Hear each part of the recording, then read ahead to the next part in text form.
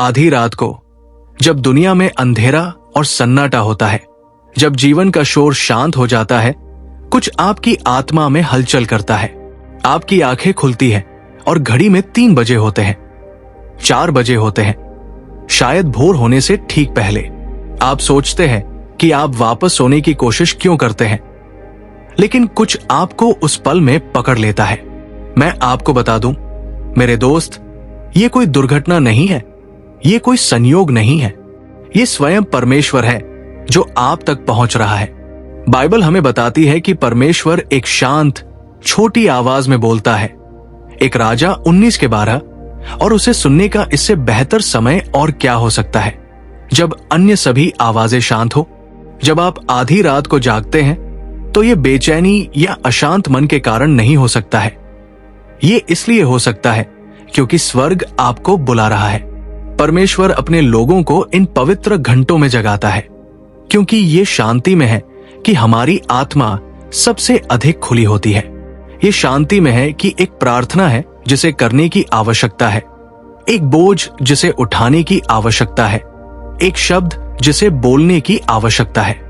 शायद वह आपको आगे आने वाली किसी चीज के लिए तैयार कर रहा है। एक परीक्षा, एक चुनौती, एक अवसर। हो सकता है कि आप इसे अभी न समझ पाए, लेकिन जब परमेश्वर बुलाता है तो वो किसी कारण से बुलाता है। इसलिए मेरे दोस्त, जब आप आधी रात को जागते हैं तो इसे अनदेखा न करें, पलटकर उसे एक तरफ न धकेलें, बल्कि उठें, एक शांत जगह ढूंढें, अपना दिल खोलें। सुनो, क्योंकि जिस परमेश्वर ने स्वर्ग और पृथ्वी को बनाया है, वो परमेश्वर जो आपको नाम से जानता है, वो परमेश्वर जो ब्रह्मांड को अपने हाथों में रखता है, वो आपको बुला रहा है। और जब परमेश्वर बुलाता है तो ये हमेशा किसी बड़ी चीज के लिए होता है जिसकी आप कल्पना भी नहीं कर सकते। आधी रात के घंटे, परमेश्वर का निमंत्रण। ये कोई दुर्घटना नहीं है कि आप आधी रात को जाग जाते हैं। ये सिर्फ आपके शरीर की हलचल या कोई यादृच्छिक संयोग नहीं है। ये परमेश्वर है, वो आपको बुला रहा है। इसका मतलब है कि उसके पास कहने के लिए कुछ महत्वपूर्ण है। हम अक्सर जीवन में भागदौड़ करते हैं और उसकी आवाज सुनने के लिए विचलित हो जाते हैं। हम अपने दिन को व्यवसाय से भर देते हैं, हमारे दिमाग को अंतहीन चिंताओं से भर देते हैं। हम एक काम से दूसरे काम में लग जाते हैं और उस आवाज को दबा देते हैं जो हमें जीवन देती है। लेकिन रात के सन्नाटे में कोई विकर्षण नहीं होता, कोई फोन कॉल नहीं होता, कोई ईमेल नहीं होता, कोई जिम्मेदारी नहीं होती जो आपको खींच रही हो। केवल आप और परमेश्वर होते हैं और वह इस क्षण का इंतजार कर रहा होता है। इसके बारे में सोचें, क्या होगा यदि परमेश्वर आपको जगा रहा है? क्योंकि उसके पास उस प्रार्थना का उत्तर है जिसके लिए आप रो रहे हैं।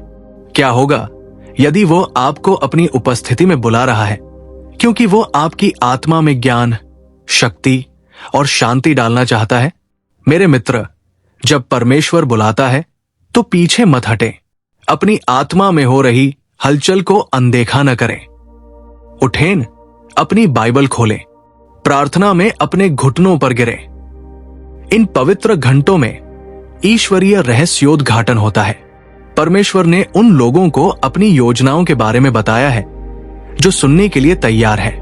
बाइबल में हम देखते हैं कि सुबह का समय परमेश्वर के साथ महान मुठभेड़ों का समय था।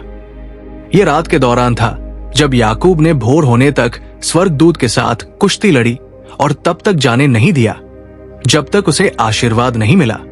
उत्पत्ति 32 के 24 से 26। ये सूर्योदय से पहले की शांति थी, जब मूसा परमेश्वर से मिलने के लिए ऊपर गया और दिव्य निर्देश प्राप्त किया जिसने इतिहास के पाठ्यक्रम को आकार दिया। निर्गमन 24 के 1 से 18। भजनकार दाऊद ने कहा कि मैं सुबह जल्दी तुझे खोजूंगा। भजन 63 के 1। ये जानते हुए कि उन शांत क्षणों में परमेश्वर की उपस्थिति निकट है। यहां तक कि परमेश्वर का पुत्र यीशु भी प्रार्थना करने के लिए सूरज से पहले उठ गया। मरकुस 1 के 35 हमें बताता है कि सुबह बहुत जल्दी, जब अंधेरा था, तब यीशु उठ गया और घर छोड़कर एकांत स्थान पर चला गया जहां उसने प्रार्थना की।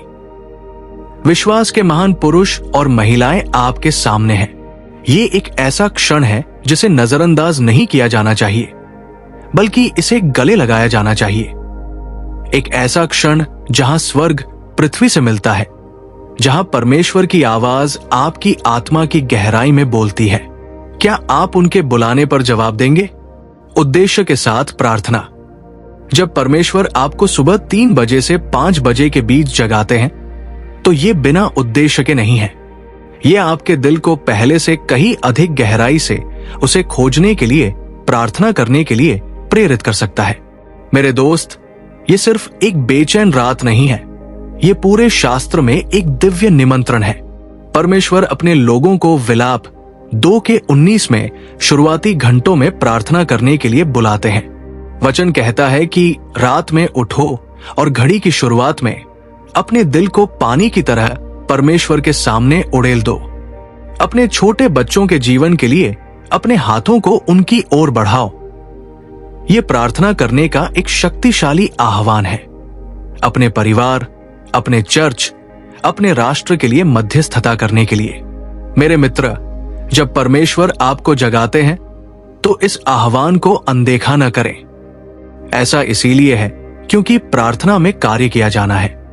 ऐसी प्रार्थनाएं जो जीवन बदल सकती है, ऐसी प्रार्थनाएं जो जंजीरों को तोड़ सकती है, ऐसी प्रार्थनाएं जो परमेश्वर के हाथ को हिला सकती है। यदि आप उन घंटों में अपनी आत्मा में हलचल महसूस करते हैं तो पलट कर सो न जाए। अपने घुटनों पर बैठ जाए, अपने पिता से बात करें, अपने दिल की बात कह दें। क्योंकि जब आप रात की शांति में प्रार्थना करते हैं तो आप सिर्फ हवा में बात नहीं कर रहे होते हैं, आप अनंत काल से बात कर रहे होते हैं और स्वर्ग सुन रहा होता है। पश्चाताप और नवीनीकरण का समय। जब परमेश्वर आपको सुबह 3 बजे से 5 बजे के बीच जगाते हैं तो ये सिर्फ प्रार्थना करने के लिए नहीं हो सकता है। ये मेरे मित्र, पश्चाताप के लिए एक आह्वान हो सकता है। वो आपको अपने करीब ला रहा है, आपको अपने दिल की जांच करने के लिए बुला रहा है, ताकि आप उससे अलग होने वाली किसी भी चीज से दूर हो जाएं। रात की शांति में उन चीजों को उजागर करने का एक तरीका होता है जिन्हें हम छुपा कर रखते हैं। वे बातें जिन्हें आपने दूसरों से छुपाया है, वे जख्म जो अभी तक ठीक नहीं हुए, वे आदतें जो आपके हृदय को बदलने की आवश्यकता है। आपने जो पाप किए हैं, उनके लिए आपने जो कड़वाहट पाल रखी है, उन विकर्षणों के लिए जो आपको उससे दूर ले गए हैं। प्रेरितों के काम 17:30 में बाइबल कहती है कि परमेश्वर सभी लोगों को हर जगह पश्चाताप करने की आज्ञा देता है। न केवल एक बार, न केवल जब हम पहली बार मसीह के पास आते हैं, बल्कि लगातार, दैनिक, क्योंकि पश्चाताप पुनर्स्थापना का मार्ग है। परमेश्वर आपको दोषी ठहराने के लिए नहीं जगा रहा है, वो आपको शुद्ध करने के लिए, आपको नवीनीकृत करने के लिए, आपको उसके साथ संगति में वापस लाने के लिए जगा रहा है। हो सकता है कि आपकी आत्मा पर एक भार हो जिसे आप बहुत लंबे समय से ढो रहे हो सकता है कि आपके हृदय में कुछ छिपा हो जिसके बारे में केवल आप और परमेश्वर ही जानते हो। मेरे मित्र, वो आपको इसे त्यागने के लिए बुला रहा है। वो आपको अपने पास वापस आने के लिए बुला रहा है। विरोध न करें। जब परमेश्वर आपको रात में जगाएं तो अपने हृदय को कठोर न करें, उसे उत्तर दें, स्वीकार करें, पश्चाताप करें और उस स्वतंत्रता का अनुभव करें जो केवल वह दे सकता है। उनकी आवाज सुने। जब वो आपको सुबह 3 बजे से 5 बजे के बीच जगाता है तो वो आपको उसकी आवाज, उसके निर्देश, उसके सत्य को सुनने के लिए आमंत्रित कर रहा है। हम अक्सर परमेश्वर से सुनने के लिए तरसते हैं, फिर भी हम अपने जीवन को इतनी गतिविधियों से भर देते हैं कि हम उसकी आवाज को दबा देते हैं। हम कहते हैं कि परमेश्वर मुझसे बात करें, लेकिन फिर हम टीवी चालू कर देते हैं, अपने फोन में स्क्रॉल करते हैं या सुनने के लिए रुके बिना एक जिम्मेदारी से दूसरी जिम्मेदारी में भागते हैं। लेकिन रात के सन्नाटे में जब आपका दिल शांत होता है और आपका दिमाग आराम में होता है, परमेश्वर आपका पूरा ध्यान रखता है। एलिया ने यह सच्चाई तब सीखी जब वो पहाड़ पर खड़ा था और परमेश्वर के बोलने की प्रतीक्षा कर रहा था। पहाड़ों के बीच से एक बड़ी हवा चली, लेकिन परमेश्वर हवा में नहीं था। फिर एक भूकंप ने जमीन को हिला दिया, लेकिन परमेश्वर भूकंप में नहीं था। फिर आग आई, लेकिन परमेश्वर आग में नहीं था। और अंत में एक छोटी सी शांत आवाज आई, और उसी में परमेश्वर ने उसके जीवन के लिए अपनी इच्छा प्रकट की। एक राजा 19 के 11 से 13। हो सकता है कि वो आपको केवल अपने प्रेम की याद दिला रहा हो, लेकिन यदि आप नहीं सुनते हैं तो आप इसे चूक जाएंगे। जब परमेश्वर आपको तड़के जगाए तो वापस सोने के लिए जल्दी मत करो। शांत रहो, अपना दिल खोलो, क्योंकि उस क्षण स्वर्ग बोल रहा है, और यदि आप सुनेंगे तो आप परमेश्वर की आवाजें सुनेंगे।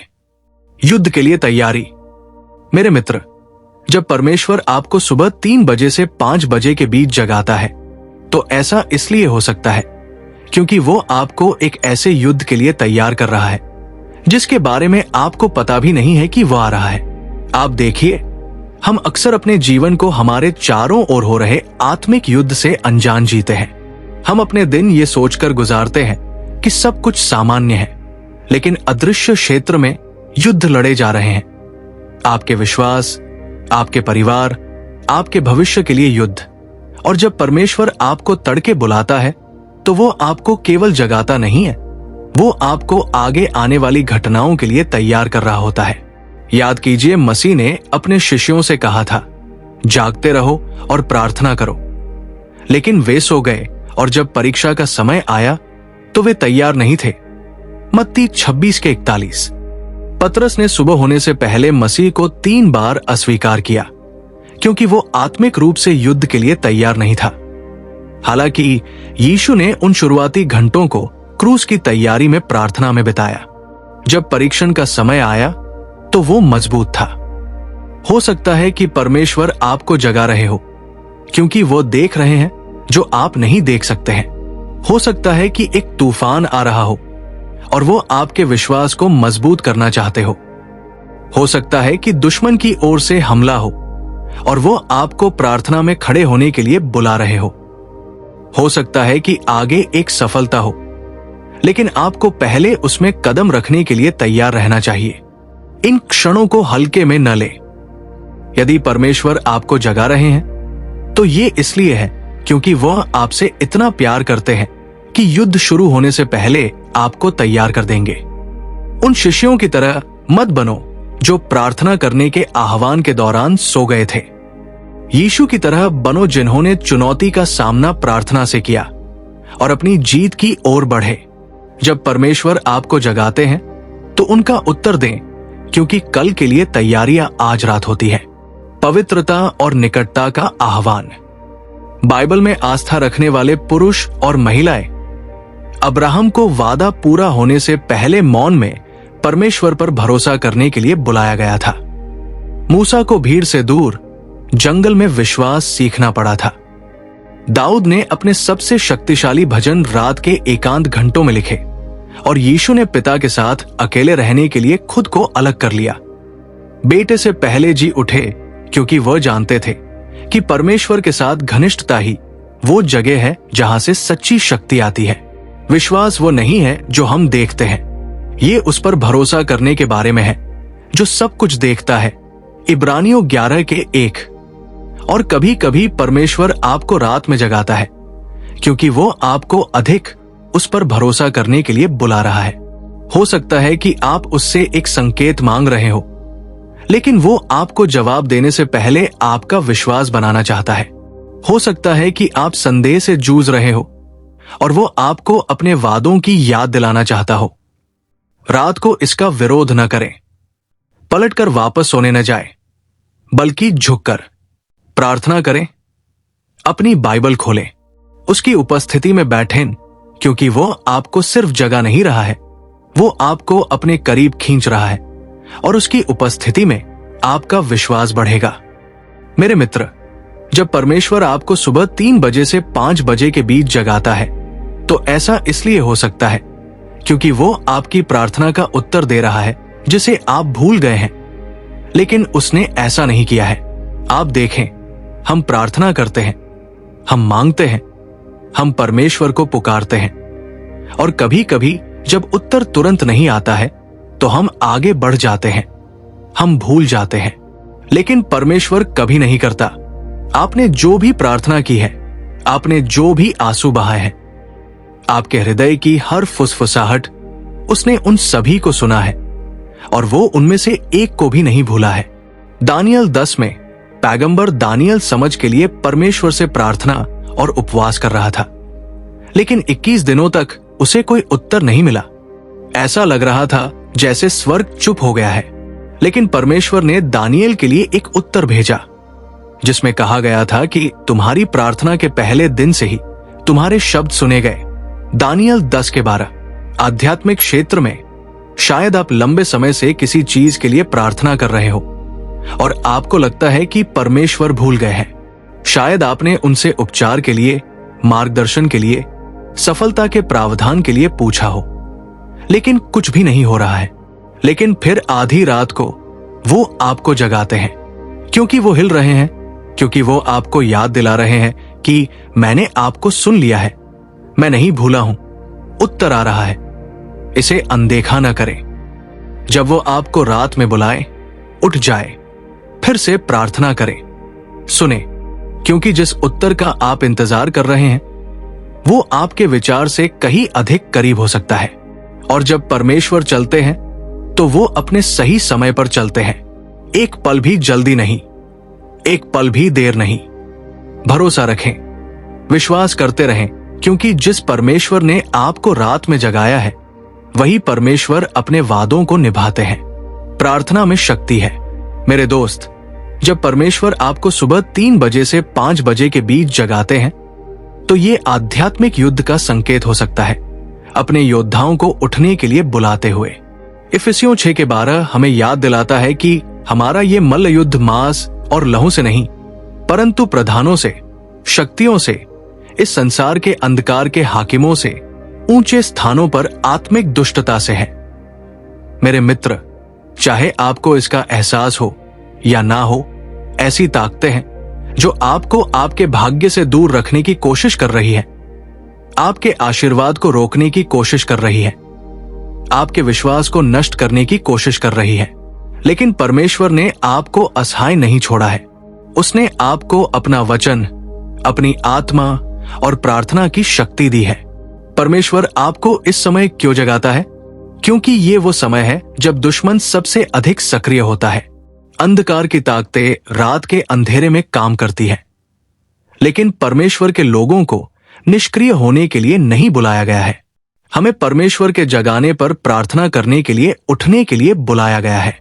ऐसा इसलिए हो सकता है क्योंकि आपके परिवार या किसी ऐसे व्यक्ति के विरुद्ध हमला हो रहा है जिसे आप प्यार करते हैं, और वो आपको प्रार्थना में इसे तोड़ने के लिए बुला रहा है। मेरे मित्र क्रूस के लिए तैयार थे। जब परमेश्वर ने आपको प्रार्थना करने के लिए बुलाया तो सोए नहीं। जब वो आपको रात में जगाते हैं तो इसका कारण यह है कि आध्यात्मिक क्षेत्र में कुछ घटित हो रहा है। ये डरने का समय नहीं है, ये खड़े होने का समय है।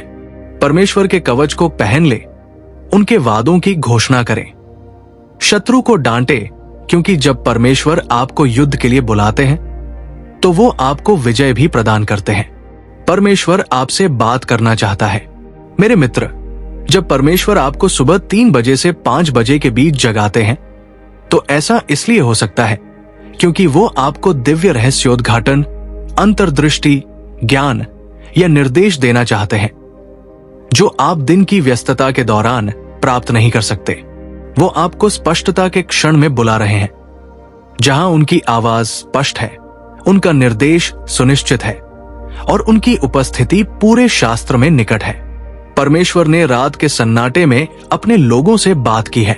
शमूएल ने एक छोटे लड़के के रूप में मंदिर में लेटे हुए प्रभु को अपना नाम पुकारते हुए सुना था। एक शमूएल 3:4-10। सुलेमान, जो अब तक का सबसे बुद्धिमान व्यक्ति था, ने रात में एक स्वप्न में दिव्य ज्ञान प्राप्त किया था। एक राजा 3:5। यीशु के सांसारिक पिता यूसुफ को परमेश्वर ने स्वप्न में चेतावनी दी थी कि वो मिस्र भाग जाए ताकि वो अपने प्रभु की रक्षा कर सके मत्ती 2:13। मेरे दोस्त, परमेश्वर केवल नाटकीय क्षणों में ही नहीं बोलते हैं, वे अक्सर चुपचाप फुसफुसाते हैं जब आपका दिल सुनने के लिए पर्याप्त शांत होता है। शायद आप परमेश्वर से मार्गदर्शन मांग रहे हैं, शायद आप किसी निर्णय का सामना कर रहे हैं और नहीं जानते कि क्या करना है। शायद आप जवाब खोज रहे हैं लेकिन खोया हुआ महसूस कर रहे हैं, और फिर रात के मध्य में वो आपको दुर्घटना से नहीं बल्कि डिजाइन द्वारा जगाते हैं। वो आपको अपने करीब खींच रहे हैं क्योंकि उनके पास कहने के लिए कुछ है। जब परमेश्वर आपको इन घंटों में जगाते हैं तो उस पल को जाने न दें। अपनी बाइबल खोलें, जो वो आपके दिल में रखता है उसे लिखें, उसकी आवाज के लिए सुनो, क्योंकि वह जो ज्ञान देता है इन शांत क्षणों में, वो वही उत्तर हो सकता है जिसका आप इंतजार कर रहे थे। जब ब्रह्मांड का निर्माता बोलना चाहता है, क्या आप सच में सुनने के लिए तैयार होंगे? आज्ञाकारिता आपको करीब लाती है। हम परमेश्वर के साथ अपने रिश्ते को कुछ ऐसा मानते हैं जो हम अपने शेड्यूल में फिट करते हैं, जो लंबे दिन के बाद हमारे पास बचा हुआ थोड़ा समय देते हैं। लेकिन परमेश्वर आपको एक बचे हुए विश्वास के लिए नहीं बुला रहे हैं, वो आपको एक जीवित सांस लेने वाले रिश्ते के लिए बुला रहे हैं। वे आपको उसके साथ एक गहरी सैर में खींच रहे हैं, जहां आपका हृदय उसके साथ तालमेल में धड़कता है, जहां आपकी इच्छाएं उसकी इच्छा के साथ संरेखित होती हैं, जहां आप अब उसे जानने का दावा नहीं बल्कि वास्तव में उसे जानते हैं। मूसा को देखो, उसने सिर्फ परमेश्वर से आदेश प्राप्त नहीं किए थे, उसने उससे आमने सामने बात की थी, जैसे कोई अपने मित्र से बात करता है। निर्गमन 33:11। दाऊद सिर्फ एक योद्धा और राजा नहीं था, वो परमेश्वर के हृदय के अनुसार एक व्यक्ति था। प्रेरितों के काम 13:22। और यीशु स्वयं, यद्यपि वो परमेश्वर का पुत्र था, अक्सर एकांत स्थानों में चला जाता था पिता के साथ रहने के लिए। वो सूर्योदय से पहले उठता था। मरकुस 1:35। जब परमेश्वर आपको रात के सन्नाटे में जगाता है तो वो आपको इस तरह की निकटता में कदम रखने का अवसर दे रहा है। वो कह रहा है, आओ मेरे साथ समय बिताओ, मुझे अपना हृदय तुम्हारे सामने प्रकट करने दो, मुझे अपनी उपस्थिति से तुम्हें भरने दो। इस आह्वान को अनदेखा मत करो। जीवन के विकर्षणों को अपने सबसे बड़े खजाने से वंचित मत करने दो, परमेश्वर स्वयं, क्योंकि उनकी उपस्थिति में आनंद की परिपूर्णता है। उनकी उपस्थिति में ऐसी शांति है जो समझ से परे है। परमेश्वर आपको शांत करने के लिए जगाता है और फिर रात के सन्नाटे में वो तुम्हें जगाता है। क्यों? क्योंकि वो पर्दे के पीछे काम कर रहा है, क्योंकि वो आध्यात्मिक क्षेत्र में चीजों को बदल रहा है, क्योंकि वह तुम्हारे जीवन को उसके उद्देश्य के साथ जोड़ रहा है। इस प्रक्रिया में जल्दबाजी मत करो। तैयारी के इस मौसम का तिरस्कार मत करो। जब परमेश्वर तुम्हें जगाता है तो वो तुम्हें बुला रहा है कि तुम उसे खोजो। शांत रहो, सुनो, क्योंकि जो काम वह अब तुम्हारे भीतर कर रहा है, वही चीजें तुम्हें आगे आने वाली चीजों के लिए तैयार करेंगी। उस पर विश्वास करो, उसका इंतजार करो, क्योंकि जब सही समय होगा तो वो दरवाजे खोल देगा। कोई भी आदमी ऐसा नहीं कर सकता। बहुत से लोग बेचैन रातों से संघर्ष करते हैं, उनके मन चिंता से बोझिल होते हैं, उनके दिल तनाव से भारी होते हैं। वे शांति की तलाश में करवटें बदलते हैं, लेकिन कोई नहीं पाते सिवाय मेरे मित्र के। जब परमेश्वर तुम्हें जगाता है तो ये तुम्हें परेशान करने के लिए नहीं है, ये तुम्हें शांत करने के लिए है। वो कह रहा है, ये इस संसार की चीजों में नहीं पाया जाता, ये मुझ में पाया जाता है। शायद परमेश्वर आपको जगा रहा है क्योंकि वो आपके दिल के अंदर तूफान को देखता है। शायद वो आपको बुला रहा है कि आप अपना बोझ उसके चरणों में रख दें, उस पर भरोसा करें जिसे आप नियंत्रित नहीं कर सकते। मेरे दोस्त, वो मत उठाओ जिसे संभालने का परमेश्वर ने पहले ही वादा किया है। जब वो तुम्हें जगाता है तो अपना दिल उसके लिए खोल दो। प्रार्थना करो, आराधना करो, उसकी उपस्थिति में आराम करो, क्योंकि वह जो शांति देता है वो दुनिया जैसी नहीं है। ये अधिक गहरी मजबूत और अडिग होती है, और जब तुम इसे प्राप्त करते हो तो कोई भी तूफान तुम्हें फिर कभी नहीं हिला पाएगा। जंजीरों को तोड़ने का समय। मेरे दोस्त, जब परमेश्वर आपको सुबह 3 बजे से 5 बजे के बीच जगाता है तो ऐसा इसलिए हो सकता है क्योंकि वह उन जंजीरों को तोड़ना चाहता है जो तुम्हें रोके हुए हैं। आप देखते हैं कि हमारे जीवन में ऐसी चीजें हैं, आदतें, डर, गढ़, जो हमें परमेश्वर के उद्देश्य की पूर्णता में चलने से रोकते हैं। प्रेरितों के काम 16 में पौलुस और सीलास को कैद कर लिया गया था। आधी रात को जब वे परमेश्वर की स्तुति कर रहे थे, एक भूकंप आया, दरवाजे खुल गए और उनकी जंजीरें टूट गई। मेरे दोस्त, उनकी सफलता रात में आई। शायद आप वर्षों से किसी चीज से संघर्ष कर रहे हो। शायद कोई लत हो, कोई गुप्त पाप हो, कोई डर हो जो जाने नहीं देता हो। शायद आपके परिवार में कुछ हो, कोई पीढ़ीगत अभिशाप हो, कोई आध्यात्मिक लड़ाई हो जो तोड़ना असंभव लगता है। लेकिन जब परमेश्वर आपको जगाते हैं तो वो आपको प्रार्थना करने के लिए, उठने के लिए बुला रहे हैं। उनकी शक्ति में खड़े होने का तरीका है, क्योंकि जिसे पुत्र मुक्त करता है वो वास्तव में स्वतंत्र है। यूहन्ना 8:36। इन क्षणों को नजरअंदाज न करें। जब आपकी सफलता निकट हो तो पलट कर सो मत जाओ। उनके वादों की घोषणा करो, विश्वास में खड़े रहो, क्योंकि जब परमेश्वर आपको जगाते हैं तो ये आपको आपकी जंजीरों की याद दिलाने के लिए नहीं है, बल्कि उन्हें तोड़ने के लिए है। और जब वो आपको मुक्त करते हैं तो नरक की कोई शक्ति आपको रोक नहीं सकती। हो सकता है आपको पता न हो, लेकिन सबसे बड़ी लड़ाइयां गुप्त स्थान पर जीती जाती है। आपकी प्रार्थनाएं ही वो चीज हो सकती है जो किसी का भाग्य बदल देती है। जब परमेश्वर आपको जगाते हैं तो आप पुकार का उत्तर देते हैं, क्योंकि किसी की सफलता इस पर निर्भर हो सकती है। आज्ञाकारिता का परीक्षण।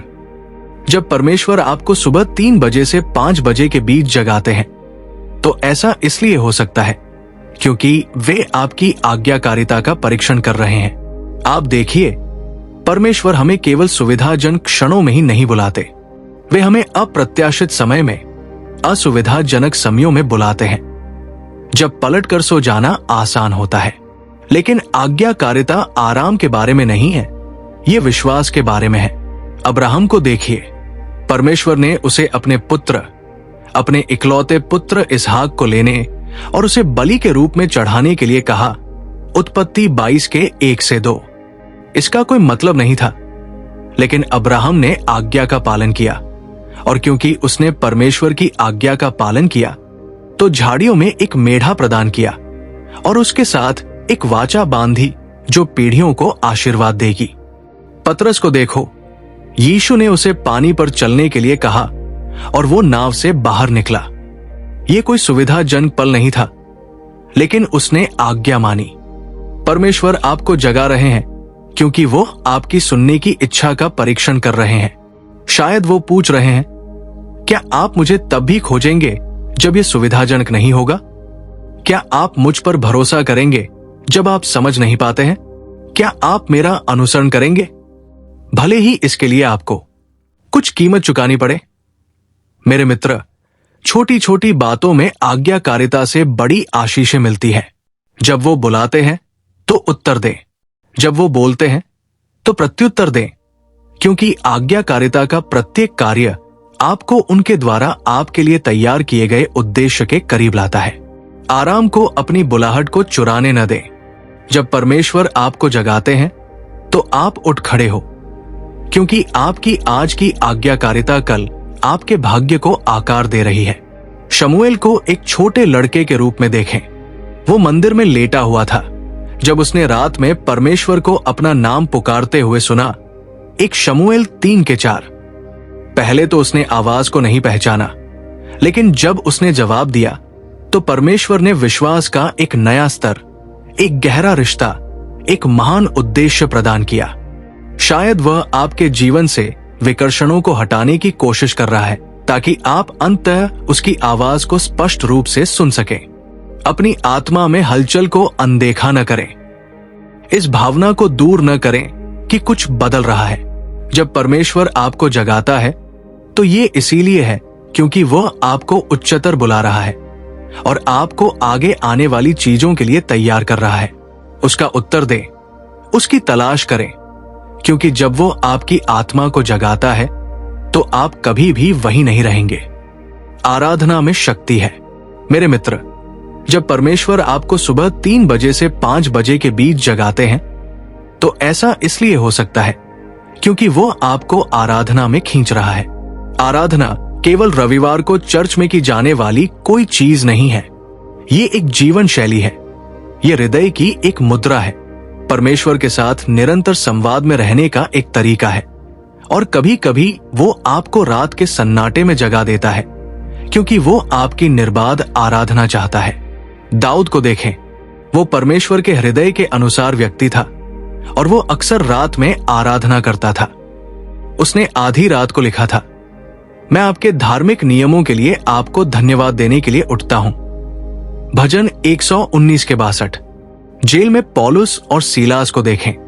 आधी रात के अंधेरे में उन्होंने शिकायत नहीं की, उन्होंने परमेश्वर की स्तुति गाई। प्रेरितों के काम 16 के 25। और क्या हुआ? जमीन हिल गई, जंजीरें टूट गई और जेल के दरवाजे खुल गए। मेरे मित्र, आराधना में शक्ति है। शायद परमेश्वर आपको जगा रहा है क्योंकि वो आपकी आवाज सुनना चाहता है। शायद वो आपको हाथ उठाकर उसकी स्तुति करने के लिए बुला रहा है, इसलिए नहीं कि उसने क्या किया है, बल्कि इसलिए कि वो कौन है। आराधना वातावरण को बदल देती है। आराधना जंजीरों को तोड़ देती है। आराधना आपकी परिस्थिति में उसकी उपस्थिति को आमंत्रित करती है। जब परमेश्वर आपको जगाता है तो इस क्षण को हल्के में न ले, पलटे नहीं और वापस न जाकर सो जाए। उठो और आराधना करो, क्योंकि आराधना में बोझ उतार दिया जाता है। आराधना में हृदय चंगे होते हैं और आराधना में तुम परमेश्वर से ऐसे तरीकों से मिलोगे जैसा तुमने पहले कभी नहीं देखा होगा। क्या आप तैयार हैं? मत्ती 25 में 10 कुंवारियों के दृष्टांत को देखो। उनमें से 5 बुद्धिमान थी और उनके दियों में तेल था और 5 मूर्ख और अप्रस्तुत थी। और जब दूल्हा आधी रात को आया तो केवल वही जो तैयार थी उसके साथ भीतर गई। मेरे मित्र, यीशु शीघ्र आ रहे हैं और वे अपने लोगों को जागृत, सतर्क और उनकी वापसी के लिए तैयार रहने के लिए बुला रहे हैं। हो सकता है कि परमेश्वर आपको जगा रहे हो क्योंकि वे आपके हृदय में प्रभु के लिए प्रार्थना करने की तत्परता जगा रहे हैं। पश्चाताप करने की तत्परता, उन लोगों के साथ सुसमाचार साझा करने की तत्परता जो अभी तक उन्हें नहीं जानते हैं। हो सकता है कि वे आपको याद दिला रहे हो कि ये जीवन अस्थायी है लेकिन अनंत काल हमेशा के लिए है। इन क्षणों को बर्बाद मत करो। आध्यात्मिक नींद में मत डूबो। शांत घंटे खत्म नहीं होते और जब वो आपको जगाता है तो कॉल को खारिज नहीं करते। उठो, उसे खोजो, सुनो, क्योंकि जिन क्षणों में वह आपको रात में बुलाता है वे वही क्षण हो सकते हैं जो आपके भाग्य को आकार देते हैं, सफलता लाते हैं और आपको उसके दिल के करीब लाते हैं। समय कम है, लड़ाई वास्तविक है। परमेश्वर का राज्य आगे बढ़ रहा है और वो आपको जागने, विश्वास में खड़े होने के लिए बुला रहा है। क्या आप उसका उत्तर देंगे? क्या आप कहेंगे, मैं यहां हूं प्रभु? क्योंकि जब आप ऐसा करेंगे तो आप उसकी उपस्थिति, उसकी शक्ति और उसके उद्देश्य को पहले जैसा अनुभव करेंगे। हो सकता है आप अपनी बुलाहट के कारण कभी सो न जाए। हो सकता है आप हमेशा जाग जाए जब परमेश्वर आपको बुलाता है।